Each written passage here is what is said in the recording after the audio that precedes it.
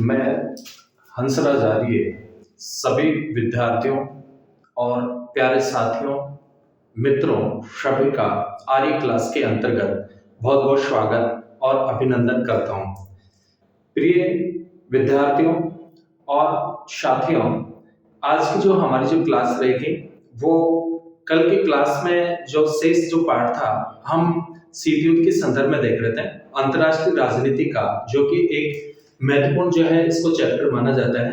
Dear students, 1945 के बाद में अंतर्राष्ट्रीय राजनीति में एक नए युग का जो है सूत्रपात होता है और इस नए युग के सूत्रपात के अंतर्गत ही जो है ऐसे अनेक अंतर्राष्ट्रीय जो घटनाएं हैं, इस प्रकार की अंतर्राष्ट्रीय संस्थाएं हैं जिनका अंतर्राष्ट्रीय राजनीति के अंतर्गत महत्वपूर्ण जो है अध्ययन शामिल होता है। डियर स्टूडेंट्स, अंतर्राष्ट्रीय जो राजनीति है वो अंग्रेजी भाषा के इंटरनेशनल पॉलिटिक्स शब्द का हिंदी अनुवाद है और इस शब्द का सबसे पहली बार जो प्रयोग किया गया था वो बेंथम के द्वारा किया गया था और लैटिन भाषा में इस शब्द का जो प्रयोग किया गया था वो रिचर्ड जोकिन ने किया था। डियर स्टूडेंट्स, अंतर्राष्ट्रीय राजनीति को जो है पहले कानून की एक शाखा के रूप में जो है कहा गया, उसके बाद में जो है रोमन अधिकारियों के द्वारा जो है कानून के संदर्भ में और बाद में जो है धीरे धीरे जो है कि अंतर्राष्ट्रीय जो राजनीति है, अंतर्राष्ट्रीय राजनीति में राष्ट्रों के आपसी व्यवहार का जो है मुख्य रूप से क्या किया जाता है, अध्ययन किया जाता है कि राष्ट्रों के बीच परस्पर जो है सहयोग जो किया जाता है, परस्पर सहयोगात्मक संबंध, उनके जो विवाद के जो विषय होता है और जो मोस्टली जो अंतर्राष्ट्रीय राजनीतिक जो मुद्दे होते हैं उन सबका जो अध्ययन किया जाता है वो अंतर्राष्ट्रीय राजनीति के अंतर्गत किया जाता है। तो डियर स्टूडेंट्स, पिछली क्लास के अंतर्गत हमारा जो टॉपिक चल रहा था वो कोल्ड वॉर चल रहा था, शीत युद्ध। ठीक है, ये हमारा जो है टॉपिक था और जो कोल्ड वॉर है 1945 के बाद में जो है इसकी शुरुआत होती है, द्वितीय महायुद्ध की समाप्ति के बाद में। डियर स्टूडेंट्स, अंतर्राष्ट्रीय जो राजनीति है इसमें द्विध्रुवीकरण होता है। क्या होता है? द्विध्रुवीकरण। और द्विध्रुवीकरण के अंतर्गत जो है मोस्टली रूप में दो महाशक्तियां उभर कर के सामने आती हैं, एक अमेरिका और एक जो है यूएसएसआर यानी सोवियत संघ रूस।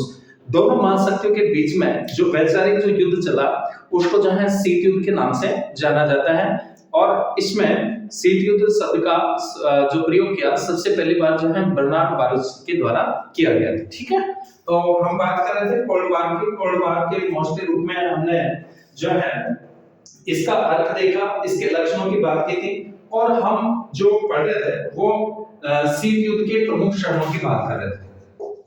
शीत युद्ध के प्रमुख चरण या सिद्धांत, शीत युद्ध के प्रमुख चरण। और शीत युद्ध के जो चरण हैं इसको हमने मोस्टली रूप में जो है 4 चरणों में बांटा है, जिसमें एक तो 1946 से लेकर के 1953 तक। पहला जो चरण था 1946 से और 1953 तक। ठीक है, इसकी मोस्टली जो हमने घटनाओं की बात की थी शीत युद्ध के दौरान कि एक तो जो है नाटो का गठन, इसके अलावा जो है नाटो के अलावा और जो है मोस्टली रूप में जो हमने देखा था इसमें प्रथम चरण के अंतर्गत 1946 से जो 53 तक का है, इसमें फुलटन भाषण और ट्रूमैन सिद्धांत, इसके अलावा जो है मार्शल योजना और जर्मनी का जो है विभाजन। ठीक है, ये मोस्टली इसके प्रथम चरण की घटनाएं थी और नाटो की भी स्थापना होती है 2 अप्रैल 1949 को। ठीक है, NATO North Atlantic trading organization, उत्तरी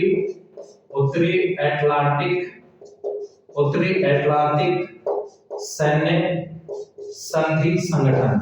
ठीक है, ये इसकी स्थापना होती है, कब होती है? 1949 में, 2 अप्रैल 1949 को, और साम्यवाद के प्रभाव को रोकने के लिए। ठीक है, तो डियर स्टूडेंट्स, इसके बाद में द्वितीय चरण के अंतर्गत हम देख रहे थे जो 1953 से लेकर के और 1962 तक आता है। द्वितीय जो चरण है 1953 टू 1962। ठीक है, 1953 से 1962। और इसकी जो मोस्टली जो घटनाएं थी वो आइजनहोवर सिद्धांत के संदर्भ में बात की थी हमने कि अमेरिका के राष्ट्रपति आइजनहोवर ने मध्य एशिया के प्रति एक नई नीति का निर्माण किया और उन्होंने बाहरी हस्तक्षेप का विरोध किया तथा उन राज्यों को सैनिक और आर्थिक सहायता देना जो है स्वीकार किया ये शुरुआत की। इनके अनुसार साम्यवादी गुलामी से घिरी जनता की स्वतंत्रता के संदर्भ में अमेरिका क्या करेगा, सहायता करेगा। इसके अलावा कगारवाद की नीति देखी थी। कगारवाद का मतलब था रूस को ऐसी स्थिति तक ले जाना ताकि वो पीछे हटने के लिए क्या हो जाए, मजबूर हो जाए, ठीक है।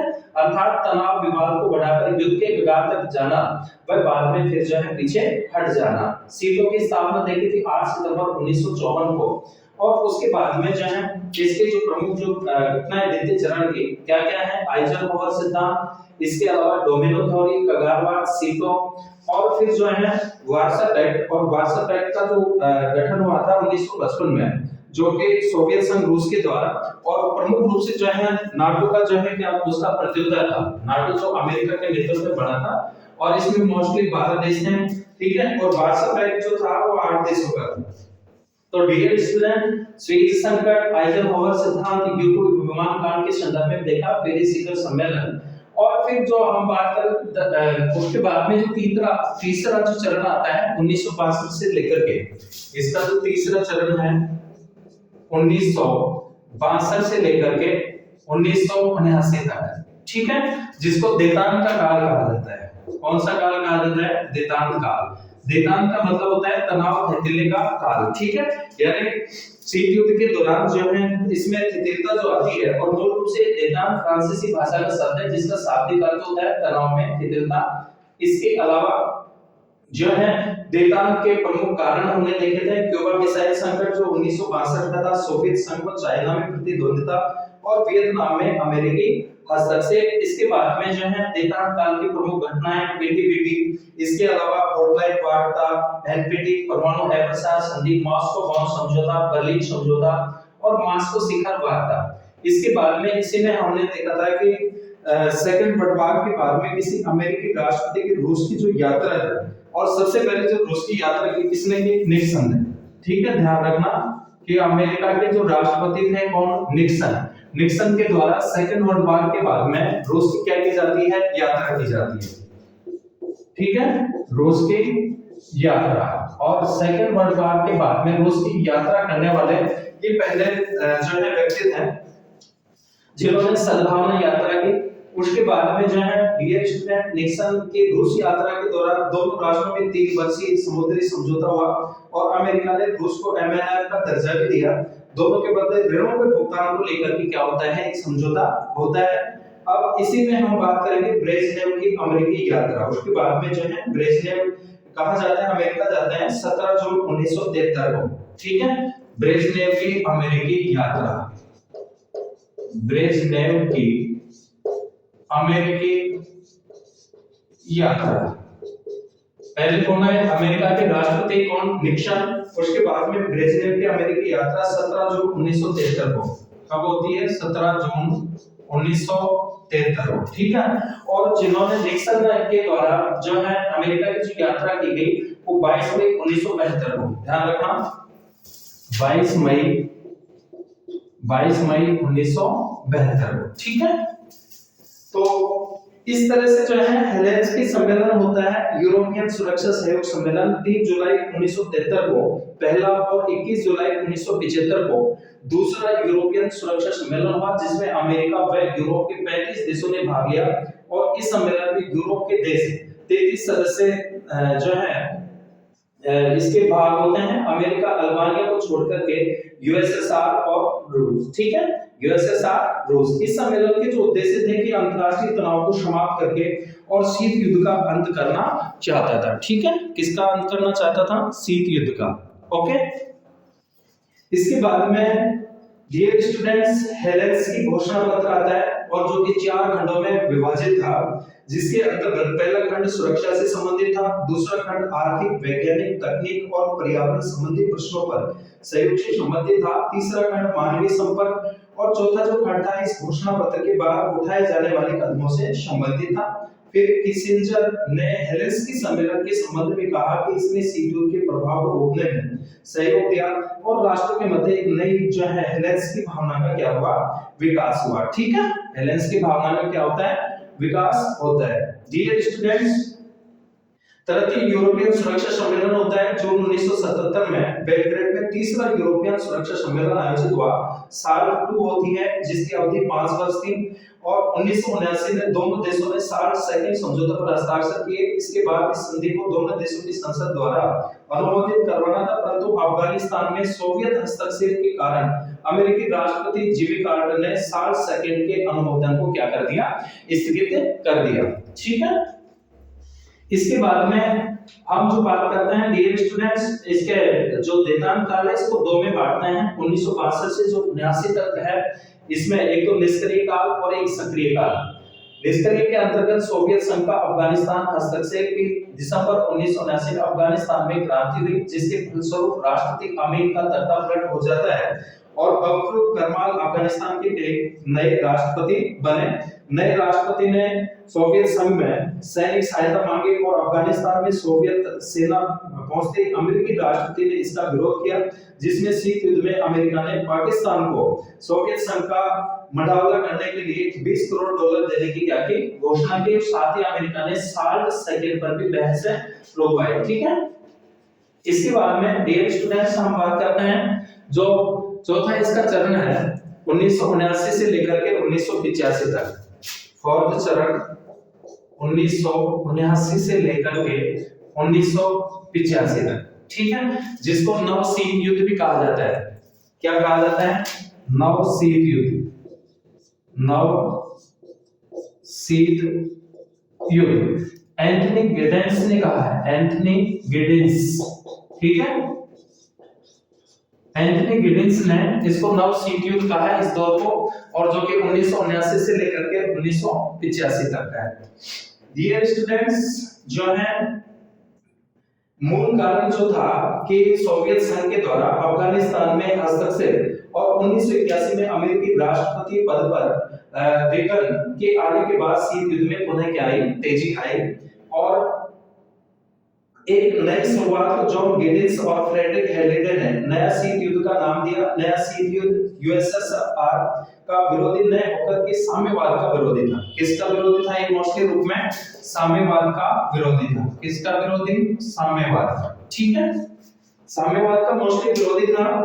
और जो है पहला पुराना शीत युद्ध जो था वो अमेरिका और सोवियत संघ के मध्य, जबकि नए शीत युद्ध में एक तरफ यूएसएसआर और दूसरी तरफ यूएसए, चाइना, वीके और फ्रांस की जो है धुरी थे। ठीक है, नए शीत युद्ध का केंद्र यूरोप न होकर के पश्चिमी एशिया, दक्षिण पूर्वी एशिया तथा हिंद महासागर था।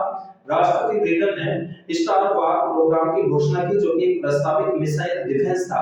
इसका जो उद्देश्य था यूएसए को परमाणु हथियारों के आक्रमण से क्या करना था, बचाना था। इसकी घोषणा रोनाल्ड रेगन ने 23 मार्च 1983 को की। ठीक है, 1986 में अमेरिकी स्टार वार कार्यक्रम के विरुद्ध सोवियत संघ ने भी जवाबी कार्रवाई प्रारंभ कर दी। डियर स्टूडेंट्स, आपको ध्यान रखना है कि एक तो जो है मोस्टली रूप में ये प्रमुख चरण है, और चरणों के अंतर्गत हम जो है इसके 4 चरण माने जाते हैं। शीत युद्ध के 4 चरणों के अंतर्गत महत्वपूर्ण बातों के संदर्भ में अपन चर्चाएं कर रहे हैं। जो कोल्ड वार है, कोल्ड वार के चरण, और जो है शीत युद्ध के एक तो प्रणेता, ध्यान रखना, शीत युद्ध के प्रणेता किस किस को माना जाता है? डियर स्टूडेंट्स, प्यारे साथियों, के प्रणेता जो थे स्टालिन और क्रुश्चेव। ठीक है, स्टालिन व क्रुश्चेव ये इसके प्रमुख जो है प्रणेता थे। इसके अलावा जो है देतान के प्रणेता,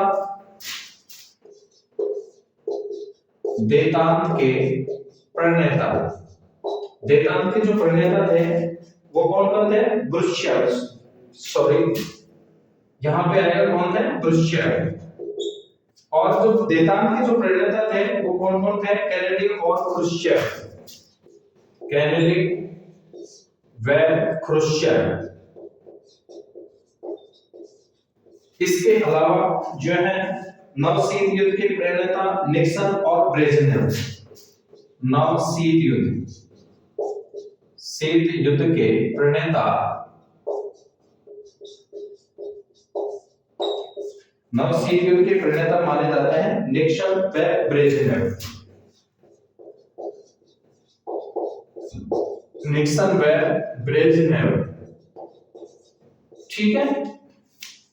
इसके अलावा शीत युद्ध की समाप्ति के समय सोवियत संघ के जो प्रमुख जो राष्ट्रपति थे कौन थे? गोर्बाचेव थे, मिसाइल गोर्बाचेव, जिन्होंने प्रमुख रूप से जो है सोवियत संघ में जो है दो नीतियां इन्होंने जो है शुरुआत की थी, दो नीतियों की। एक तो जो है पेरिस्ट्रोइका और एक ग्लासनोस्ट। ठीक है। उदारीकरण और खुलेपन की जो नीति थी, लेकिन वो सफल नहीं हो पाई और लास्ट में जो है सोवियत संघ का 1991 में क्या होता है? विघटन होता है। ठीक है। इसके बाद में डियर स्टूडेंट्स जो है प्रमुख हम सिद्धांतीय योजनाओं की बात करेंगे। शीत युद्ध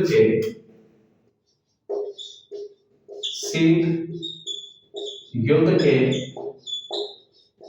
प्रमुख जो है सिद्धांत या योजनाएं, प्रमुख सिद्धांत या योजनाएं, प्रमुख सिद्धांत या योजनाएं। सबसे पहले बात करते हैं मोनरो सिद्धांत के। मोनरो सिद्धांत,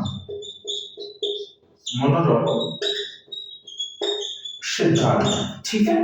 और जो मोनरो सिद्धांत था ये 1823 में प्रतिपादित, जिसमें कहा गया था कि अमेरिकी फॉर अमेरिकन्स यानी अमेरिका केवल अमेरिकन वासियों के लिए है। और इस समय दिए गए दो प्रमुख विचार थे, एक तो पैन अमेरिकन जिसका अभिप्राय 1823 में जो प्रतिपादित हुआ था उसमें कि जिसका अभिप्राय अमेरिका फॉर अमेरिकन, और पैक्स अमेरिका धारणा का मतलब था कि अमेरिका के द्वारा स्थापित शांति, अर्थात अमेरिका के हस्तक्षेप के द्वारा ही शांति स्थापित की जा सकती है। ठीक है। अमेरिका के द्वारा ही जो है शांति स्थापित की जा सकती है। अमेरिका के द्वारा ही जो है शांति स्थापित की जा सकती है। शांति स्थापित जो है की जा सकती है। एक तो ये था। ठीक है। और जो है American for Americans, America for Americans, America for Americans, America for American जो है ये दो थे प्रमुख रूप से, दो विचार थे। उसके बाद में लेकिन आपको ये ध्यान रखना है कि अमेरिका के द्वारा साम्यवाद के प्रसार को रोकने के लिए परिशोधन की नीति अपनाई गई और इसी के तहत ट्रूमैन सिद्धांत, मार्शल योजना आती है। ठीक है। नेक्स्ट जो आती है ट्रूमैन सिद्धांत, ट्रूमैन सिद्धांत या मार्शल योजना। कौन सी? ट्रूमैन सिद्धांत और मार्शल योजना, ट्रूमैन सिद्धांत और मार्शल योजना। ये दो योजनाएं थी, ट्रूमैन सिद्धांत और एक जो है कौन सी योजना? मार्शल योजना, जिसमें प्रमुख रूप से जो है साम्यवाद के प्रसार को रोकना था।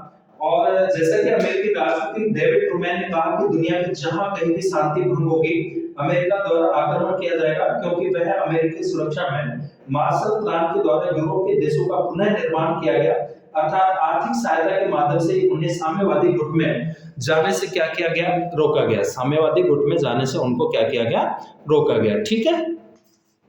इसके अलावा दो शिविरों का सिद्धांत, नेक्स्ट ध्यान रखना आपको, दो शिविरों का सिद्धांत। कौन सा सिद्धांत? दो शिविरों का सिद्धांत।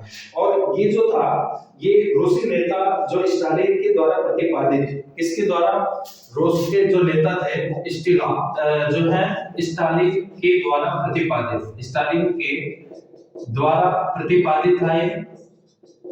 स्टालिन के द्वारा प्रतिपादित जो है, जिसके माध्यम से यह कहा गया कि जो हमारे साथ नहीं वह हमारा विरोधी है। क्या कहा गया? कि जो हमारे साथ नहीं वह हमारा क्या है? विरोधी है। ठीक है। इसमें दो शिविरों के सिद्धांत के अंतर्गत और इस प्रकार तीसरे पक्ष की मौजूदगी थी उसको क्या किया गया? अस्वीकार किया गया। फिर आता है क्रुश्चेव सिद्धांत। नेक्स्ट क्रुश्चेव सिद्धांत। ख्रुश्चेव सिद्धांत। ख्रुश्चेव सिद्धांत। और जो ख्रुश्चेव सिद्धांत था कि रूस के नेता के द्वारा शांतिपूर्ण सहअस्तित्व व समझौते की नीति अपनाई गई, जो ख्रुश्चेव सिद्धांत के नाम से जानी जाती है। इस नीति का चीनी नेता माओ से तुंग ने जो है इसके खिल्ली उड़ाई। डियर स्टूडेंट्स, फिर आता है आइजनहावर सिद्धांत। आइजनहावर सिद्धांत। आइजनहावर सिद्धांत, ठीक है। मोस्टली सिद्धांत हैं शीत युद्ध के प्रमुख सिद्धांत और योजनाएं। इसमें क्या था कि अमेरिका के जो राष्ट्रपति थे आइजनहावर ने स्वेज नहर संकट के बाद मध्य पूर्व एशिया में उत्पन्न हुई शक्ति शून्यता के लिए हस्तक्षेप होने की जो नीति अपनाई उसे आइजनहावर सिद्धांत कहलाता है। आइजनहावर सिद्धांत को शक्ति शून्यता का सिद्धांत भी कहते हैं, ध्यान रखना। इसी सिद्धांत को जो है शक्ति शून्यता का सिद्धांत भी कहा जाता है। शक्ति शून्यता का सिद्धांत कहा जाता है। शक्ति शून्यता का सिद्धांत कहा जाता है, ठीक है। इसके अलावा जो है इसके अनुसार ये था कि किसी क्षेत्र में महाशक्ति की अनुपस्थिति अगर होती है तो अशांति को जन्म देती है। आइजनहावर के राष्ट्रपति काल में जॉन फॉस्टर डलेस विदेश सचिव हैं, जिन्होंने मुख्य रूप से निम्न सिद्धांत दिए। एक तो डोमेन, ध्यान रखना कि जो राष्ट्रपति काल में जॉन फॉस्टर डलेस क्या थे, विदेश सचिव थे। उन्होंने दो सिद्धांत दिए, एक तो डोमिनो थ्योरी जिसकी हमने पहले भी बात की है, डोमिनो थ्योरी, ठीक है, डोमिनो थ्योरी, और एक जो थी कगारवाद, कगारवाद, ठीक है। इसके द्वारा प्रतिपादित की गई है डोमिनो थ्योरी, कगारवाद। जो विदेश सचिव थे कौन थे? John foster Dulles, John foster Dulles, ठीक है। इन्होंने मोस्टली रूप में जो है दो सिद्धांत दिए, एक तो डोमिनो थ्योरी और एक कगारवाद। जो है डोमिनो थ्योरी का मतलब था कि इसके माध्यम से दक्षिण पूर्वी एशिया में साम्यवाद के प्रसार को रोकने के लिए, कौन से कहां पे, दक्षिण पूर्वी एशिया में साम्यवाद के प्रसार को रोकने के लिए अमेरिका के नेतृत्व में प्रभुत्व स्थापित किया गया, ठीक है। और जो कगारवाद है कि नवनिर्णय को अपनाया जाए कि तनाव विवाद को बढ़ाकर युद्ध के कगार पर ले जाना, किसके कगार पर ले जाना, युद्ध के कगार पर ले जाना, और फिर जो है पीछे हट जाने की जो नीति है कि वहां तक उसको जो है प्रोत्साहित करना युद्ध तक, और फिर बैक पीछे हट जाना ही जो है कौन सी नीति कहलाती है, कगारवाद के। तो ये दो जो नीति अपनाई गई किसके द्वारा अपनाई गई, ये ध्यान रखना। ब्रिटेन सॉरी अमेरिका के जो विदेश सचिव थे जॉन फॉस्टर डलेस, ठीक है। आइजनहावर के राष्ट्रपति काल में क्या थे, ये विदेश सचिव थे। ये मोस्टली जो है सिद्धांत है,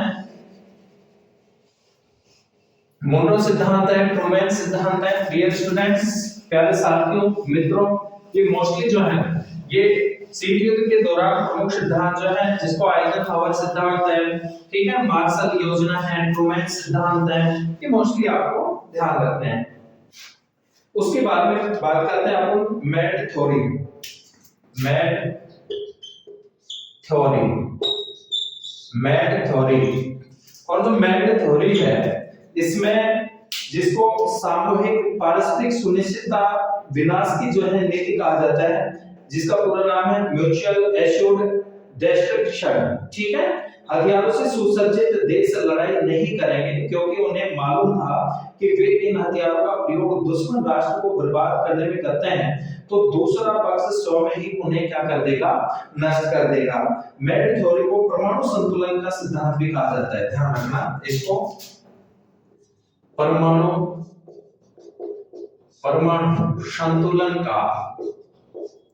संतुलन का सिद्धांत भी कहा जाता है।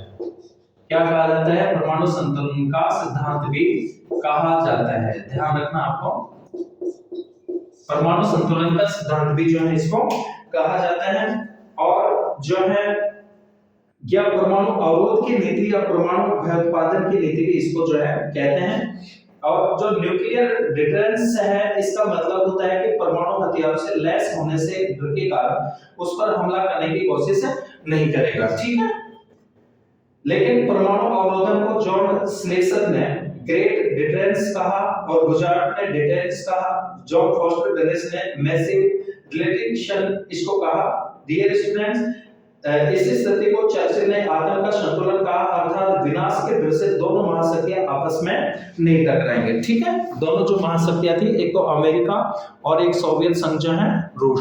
ठीक है, इसके बाद में जो है मैकार्थीवाद, जो मैकार्थीवाद है, इससे पहले बात करते हैं प्रिय विद्यार्थियों, प्यारे साथियों, कि 1945 में सबसे पहले अगर हम परमाणु परीक्षण की बात करें, परमाणु परीक्षण, ठीक है, तो परमाणु परीक्षण के अंतर्गत सबसे पहले तो किसने किया? 1945 में अमेरिका ने। किसने किया? अमेरिका ने। ठीक है, उसके बाद में जो है ब्रिटेन ने 1952 में। उसके बाद ब्रिटेन कब करता है? 1952 में। इसके बाद में ब्रिटेन के बाद में जो है यूएसएसआर 1949 में, यूएसएसआर सोवियत संघ रूस 1949 में किया इसने, सोवियत संघ रूस ने, और फ्रांस ने 1960 में, फ्रांस ने 1960 में। इसके बाद में जो है चाइना ने 1964 में, चाइना या चीन ने 1964 में। ठीक है, इसका परीक्षण किया, परमाणु परीक्षण किया, परमाणु परीक्षण। ठीक है, तो मैकार्थीवाद जो है कि अमेरिका में रिपब्लिकन पार्टी के सीनेटर जो जोसेफ मैकार्थी ने लाल आतंक यानी कम्युनिस्ट साम्यवाद के आगमन और उसके प्रसार का भय दिखाकर अमेरिका में अजय लोगों पर बिना हथियार, बिना सबूत के माध्यम से सोवियत संघ का एजेंट होने का आरोप लगाकर के उन्हें जेल में डाला गया। इसे क्या कहा जाता है? मैकार्थीवाद। ठीक है, इसके अलावा पैकेज डील कि 1955 में अमेरिका और यूएसएसआर के मध्य एक समझौता हुआ, जिसके माध्यम से 16 देशों को यूएनओ की सदस्यता दिलाई गई।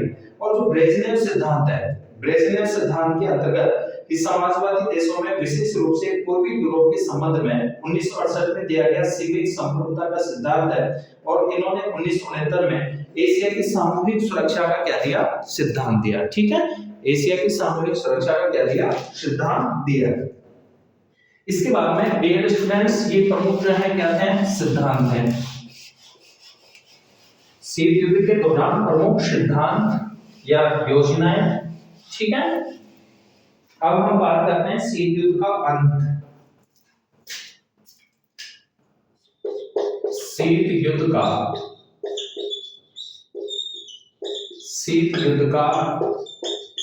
अंत। शीत युद्ध का जो अंत है कि 1991 में, ध्यान रखना, 1991 में जो है सोवियत संघ, जिसे दूसरी दुनिया कहा जाता है, पूर्वी यूरोप की समाजवादी व्यवस्था के पतन के परिणाम स्वरूप विश्व व्यवस्था में पतन कब होता है? सोवियत शीत युद्ध का अंत कब हुआ? 1991 में। ठीक है, ध्यान रखना। और सोवियत संघ पहले दुनिया, अंतरराष्ट्रीय राजनीति में अगर हम दुनियाओं की बात करें, तो अंतरराष्ट्रीय राजनीति में 3 दुनियाएं मानी जाती हैं। कौन सी दुनिया? एक तो पहली दुनिया, उसके बाद में दूसरी दुनिया, और फिर तीसरी दुनिया। ठीक है, तीसरी दुनिया। इसमें पहली दुनिया के अंतर्गत तो अमेरिका, ठीक है, उसके बाद में दूसरी दुनिया के अंतर्गत यूएसएसआर, और तीसरी दुनिया में एशिया व अफ्रीका के जो देश हैं, एशिया व अफ्रीका महाद्वीप के, जो किसी न किसी रूप में उपनिवेशवाद और शोषण के शिकार थे, और जो मोस्टली रूप में जो देश है कैसे हैं? विकासशील। ठीक है, कौन से देश? इनको जो है विकासशील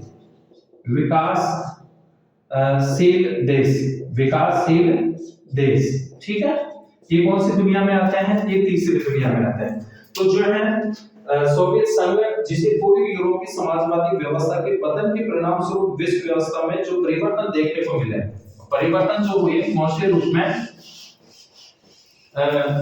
उसके अंतर्गत जो है, एक तो सोवियत संघ का विघटन और शीत युद्ध के अंत के रूप में हुआ।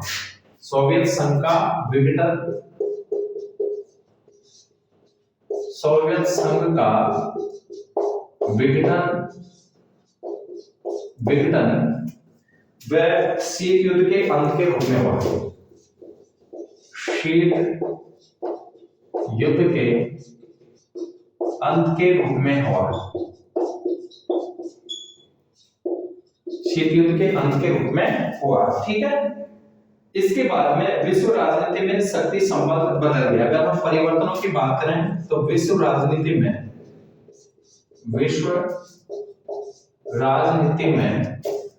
शक्ति संबंध बदल गए। शक्ति संबंध बदल गए, ठीक है। इसके अलावा सोवियत संघ के विघटन के कारण नए देशों का क्या हुआ? उदय हुआ। परिवर्तनों की बात कर रहे हैं तो नए देशों का क्या हुआ? नए देशों का उदय हुआ। नए देशों का क्या हुआ? उदय हुआ। ध्यान रखना कि सोवियत संघ के विघटन को या साम्यवादी विधायक को फ्रांसीसी फुकुयामा ने इतिहास के अंत के रूप में बताया, ठीक है। ध्यान रखना कि सोवियत संघ के विघटन को साम्यवादी विधायक को फ्रांसीसी फुकुयामा ने इतिहास के अंत के रूप में बताया। फुकुयामा ने किसने? फुकुयामा ने जो है साम्यवाद की विधायक को, साम्यवाद की विधायक को, यानी इसको विधायक को जो है क्या बताया? इतिहास का अंत।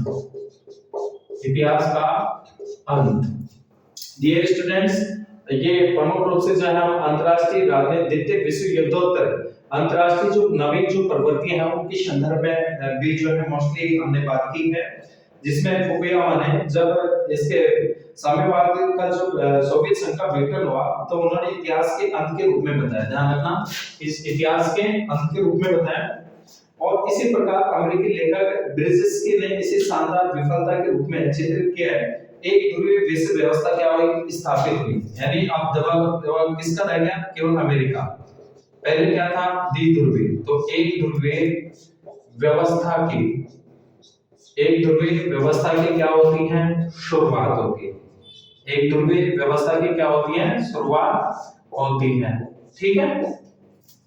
इसके अलावा जो है जिसके अंतर्गत अमेरिकी प्रभुत्व स्थापित हुआ। एक ध्रुवीय में किसका?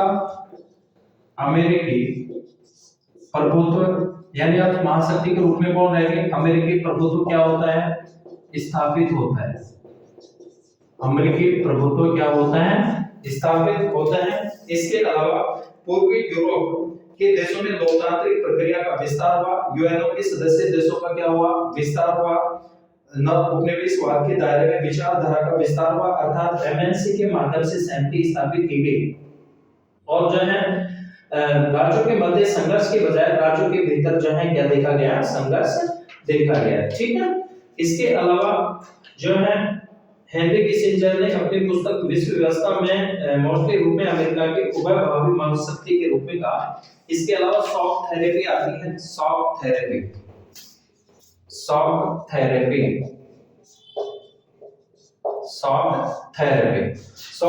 क्या था कि साम्यवाद के पतन के बाद पूर्व सोवियत संघ से अलग हुए गणराज्यों के पुनः निर्माण के लिए पूंजीवाद के निर्माण का एक मॉडल जो है अपनाया गया, जो विश्व बैंक और अंतर्राष्ट्रीय मुद्रा कोष के निर्देशन में चलाया गया। इसे ही शॉक थेरेपी कहा गया, अर्थात आघात पहुंचा करके क्या करना? उपचार करना। इसका जो आप ध्यान रखना, आघात पहुंचाकर उपचार करना। आघात पहुंचाकर क्या करना? उपचार करना। शॉक थेरेपी से पूर्वी क्षेत्र की अर्थव्यवस्था तहस-नहस हो गई और इसलिए शॉक थेरेपी को इतिहास की सबसे बड़ी गैराज सेल कहा जाता है। ध्यान रखना, विश्व की सबसे बड़ी गैराज सेल किसे कहा जाता है? गैराज सेल के नाम से किसको? शॉक थेरेपी को। किसको जाना जाता है? शॉक थेरेपी को, ठीक है।